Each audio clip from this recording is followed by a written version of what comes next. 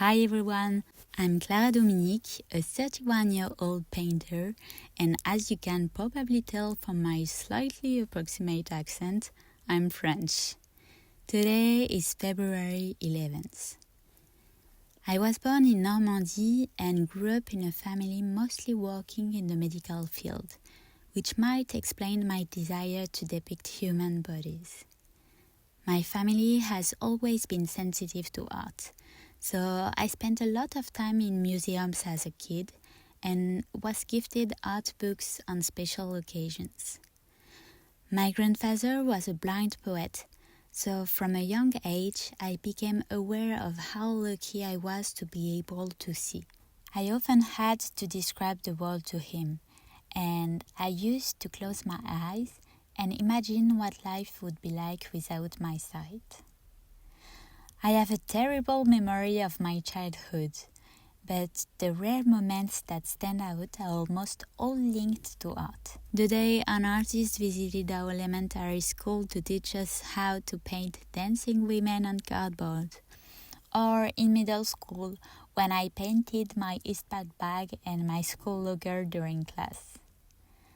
I took art classes throughout my education, chose art as a high school diploma elective, and got a double degree in business and fine arts from Audencia Business School and Nantes School of Fine Arts. During my studies, I lived in Buenos Aires and Madrid. Whenever I felt homesick, I'd go to a museum and find comfort in front of Claude Monet's paintings of my hometown's cathedral. I have a deep connection to Impressionism. Despite my love for art, I have a habit of running toward challenges, so I spent 6 years working in finance. I found ways to be creative in that world, whether by finding innovative solutions, helping colleagues improve processes, or even designing PowerPoint presentations. Yes, really. But art never left me. I continued taking art classes on weekends, and in 2023, I was accepted at the New York Academy of Art, a figurative art school. So I quit my job and moved to New York City for a year to fully dedicate myself to art. This background influenced my art in many ways. Each time I create, I start from a personal feeling, and then my art history references come flooding in.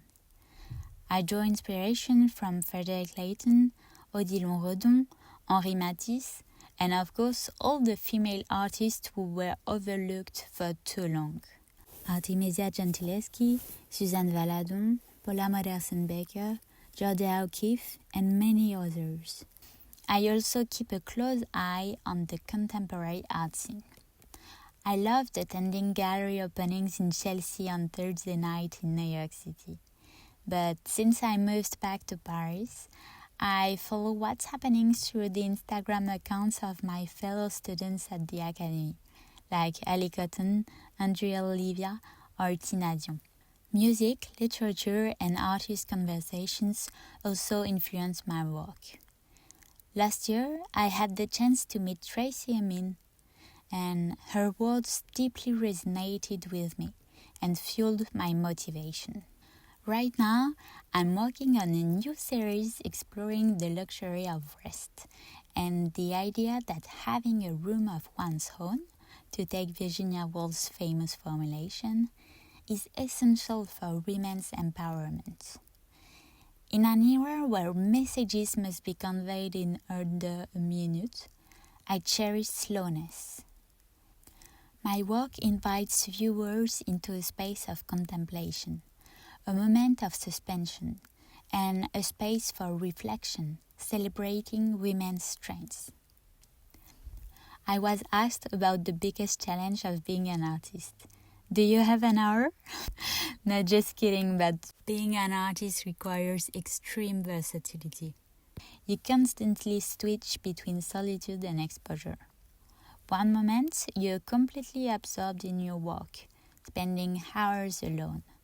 And the next, you have to market yourself, apply for grants and residencies, put your work online for sale, document your process, which means filming yourself when you had planned to keep your greasy hair hidden, manage social media while resisting the urge to compare yourself to others, because nowadays you basically have access to almost all the art that exists in the world just by swiping on your phone. And you also have to dodge NFT scams. On top of all that, you need to pay rent and buy materials without becoming cynical. Eat, exercise, remain open to the world and see its beauty, socialize, visit exhibitions, and stay inspired. If you're not surrounded by artists, you have to be mentally strong enough to stay confident in front of people who assume that what you do is easy and expect you to give them a little painting. And if you're a woman, you also navigate additional societal pressures. Taking all this into account, the advice I would give to my younger self is to trust myself and stay focused on what truly matters to me. You are unique, and if you're honest in your work, you'll create something singular, something that at least one person will connect with. Keep creating without expecting a masterpiece, because each piece leads to the next and makes it better. And if you must compare yourself to your past self. It also helped me to define my own version of success. Is it selling art, finalizing a series, or having a solo show? Break it down into small, achievable steps. Stay open to opportunities, but always respect yourself. For example, last year I had the chance to discover sculpture and mold making, which completely changed how I see and paint forms.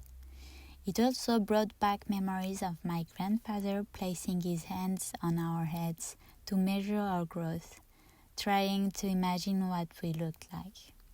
What I listen to while creating really depends on the time of day. In the morning, I'm deeply focused, so I listen to the sound of my brushes on the canvas. After lunch, when I'm digesting and need to stay awake, I listen to podcasts. Artist biographies like Les Apparences, feminist discussions, or ideally a mix of both. I love listening to people's stories and finding connections. At night, I enter full flow mode and listen to a wide range of music. All these sounds find their way into my paintings. Connecting with people is at the heart of my creative process. It starts from a personal feeling, but transforms into something more universal. That's why one of the most meaningful reactions to my work came from a woman at a group show I participated in. She asked if I was the artist, then told me how fascinated and moved she was by my painting. I could see it in her body language. We ended up hugging in front of my painting. That was a really powerful moment. A few months ago, something traumatic happened to me while I was abroad. That afternoon, I could not help thinking about it, but I suggested to my friends that we go to a museum, because that was the only thing I could imagine doing.